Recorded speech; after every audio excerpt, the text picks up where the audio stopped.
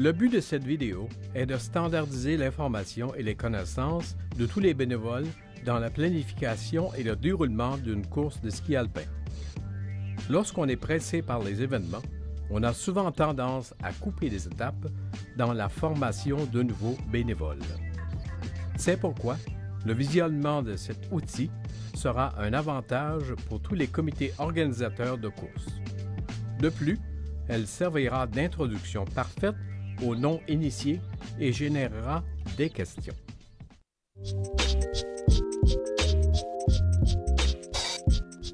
Le directeur d'épreuve est la personne responsable de votre organisation.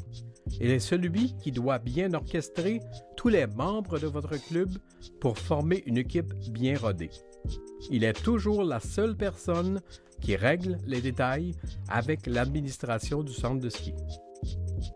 Le chef de piste voit à la préparation et l'entretien de la piste lors de la course. Il est aussi responsable de s'assurer que tous les équipements soient prêts et aussi en quantité suffisante. Le responsable des gardiens de porte s'assure du numérotage des portes du tracé, de l'ancre au pied des piquets et surtout du nombre suffisant de gardiens de porte. Il verra à la formation du personnel. Le juge, au départ, coordonne toutes les activités au haut de la piste.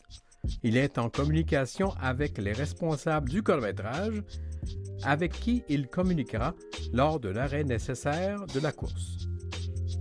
Le juge, à l'arrivée, voit au bon déroulement de la course et à la sécurité de l'aire d'arrivée. Il s'assure que les faisceaux du système de kilométrage soient en règle avec les normes de la FIS.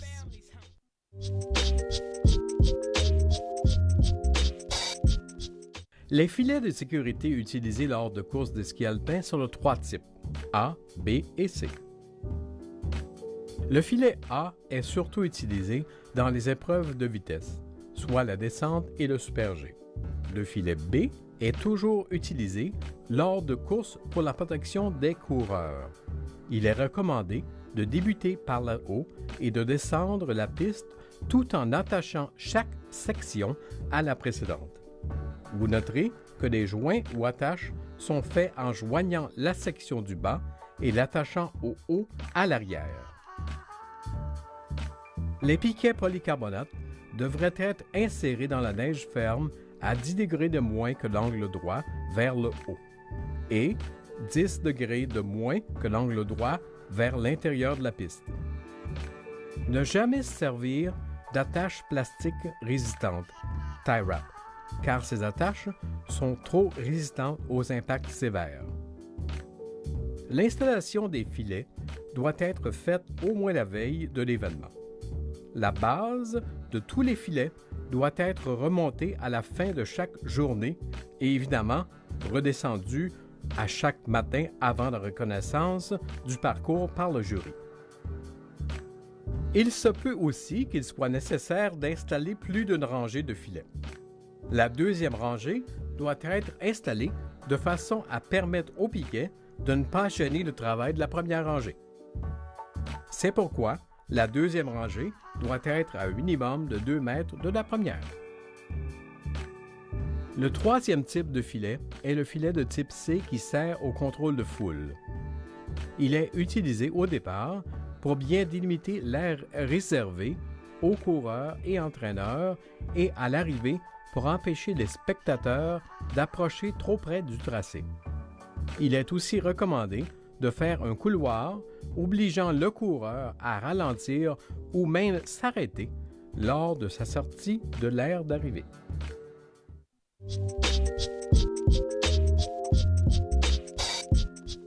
Les communications se font normalement par radio portatif. Il est recommandé d'avoir un minimum de 2 canaux bien distincts. Le jury doit avoir la possibilité de communiquer sans interférence. Il est primordial de se rappeler que les communications radio doivent toujours être maintenues au minimum et de les utiliser pour les urgences seulement. Lorsqu'elles surviendront, on vous prendra au sérieux.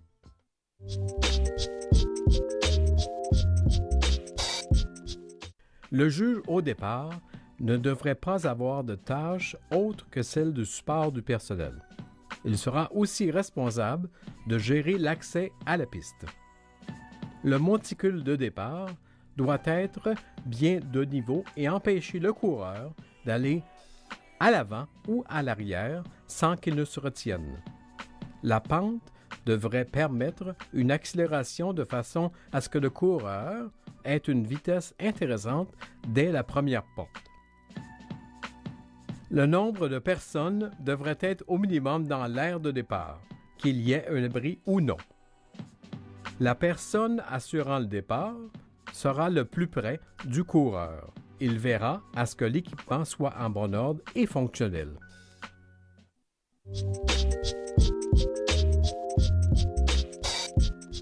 Les faisceaux d'arrivée doivent être fixés sur des 2x2 sciés à 50%, dans le sens de la ligne de pente en partant du haut de la piste. Les faisceaux doivent être aussi protégés des intempéries, soit la pluie ou la neige. Les coureurs doivent être protégés des obstacles par des sacs prévus à cet effet. Exemple, Willybag. La personne des chronos manuels inscrira en temps du jour les temps de chaque coureur. Son chronomètre est en synchronisation avec le chrono au départ.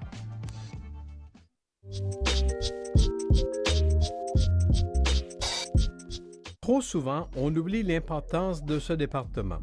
On le prend pour acquis. Les travailleurs au système de chronométrage doivent pouvoir réagir rapidement. On doit se présenter à l'intérieur que si on est demandé. Les rapports de chronométrage doivent être remplis et chaque section a son importance. On aperçoit un exemplaire de ce formulaire et les séquences requises. Le responsable du système remettra les chronos manuels synchronisés au juge du départ et de l'arrivée. Il coordonnera les tests avec le départ et les faisceaux à l'arrivée. Les entraîneurs à moindre protet ne doivent pas avoir accès au chronométrage.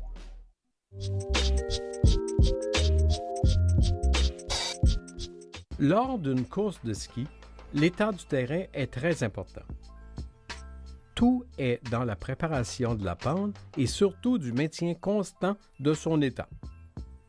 Le tout se fait avec de bons outils et surtout à proximité des endroits qui deviendront stratégiques. Les outils requis sont un râteau large de neige, une clé à visser les piquets, une drille avec des batteries chargées, des piquets de remplacement, des coins pour réparation. Selon le tracé, la longueur de la piste, ou même selon le type de neige ou de glace, on aura besoin de 5 stations avec 5 trousses. Ces trousses seront déposées sur la neige, dans un endroit ne représentant aucun danger pour le skieur, normalement parallèle au filet.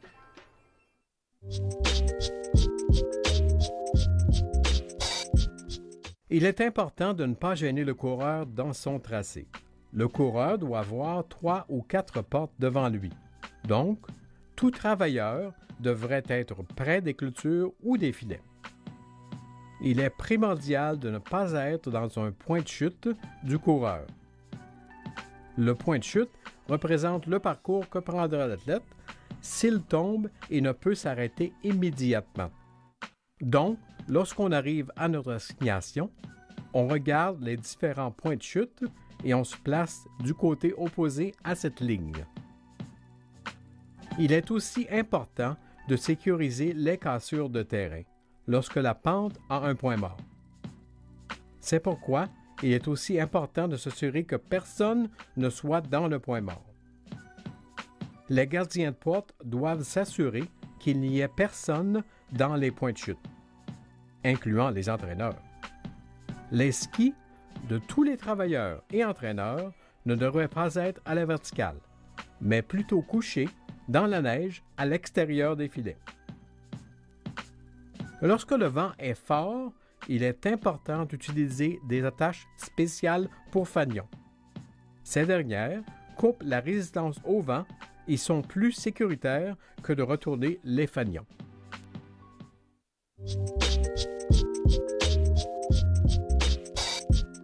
Le passage d'une porte est bon lorsque les spatules et les bottes de ski croisent la ligne imaginaire entre les deux piquets d'un côté ou de l'autre.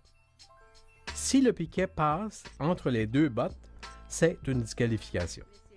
Le passage sera aussi bon lorsque le skieur perd, sans qu'il ne soit responsable, un ski entre deux portes et décide de continuer son parcours. Le seul temps où un passage sans les skis peut être accepté est si le coureur perd ses skis entre la dernière porte et la ligne d'arrivée. Le compétiteur peut alors franchir la ligne d'arrivée. Ici, on voit les spatules non pas passer.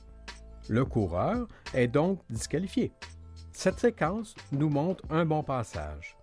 Comme il s'agit d'un travail d'équipe, il est aussi recommandé de regarder la section précédente et suivant nos pas, de façon à aider nos confrères. Lors de la descente, on regarde toujours les bottes du coureur. Les skieurs élites exécutent les passages beaucoup plus rapidement. Il est à noter que le positionnement idéal d'un gardien de porte est en amont ou en aval de son assignation.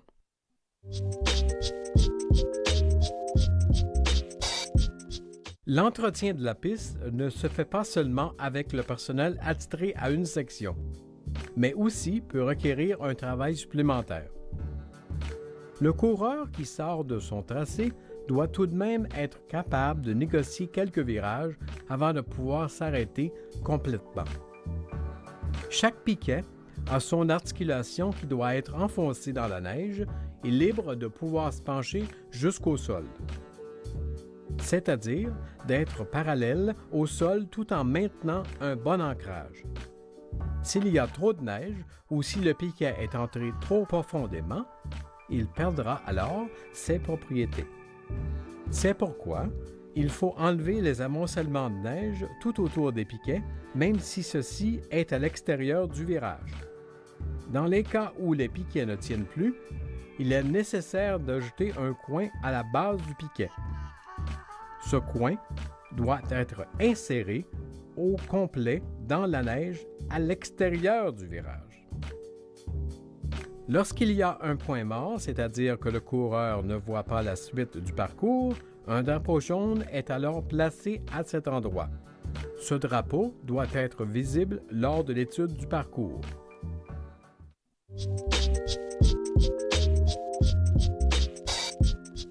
Bien que l'épandage de sel soit limité à la fin de l'année, il est bon de connaître quelques données sur ce processus.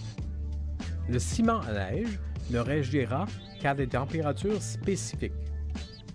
On requiert au moins 30 à 45 minutes pour que son action soit efficace. La préparation du terrain est importante. Il doit y avoir des conditions lisses et on doit épandre le sel de façon à ne pas faire d'accumulation. L'encre devient nécessaire lorsque les conditions d'éclairage ne permettent pas aux coureurs de bien voir les reliefs ou difficultés. On ajoute alors de l'encre ou colorant dans les virages pour aider les coureurs. Toutefois, on met la couleur en bordure intérieure du virage de façon à ce que le coureur ne passe pas sur cette surface.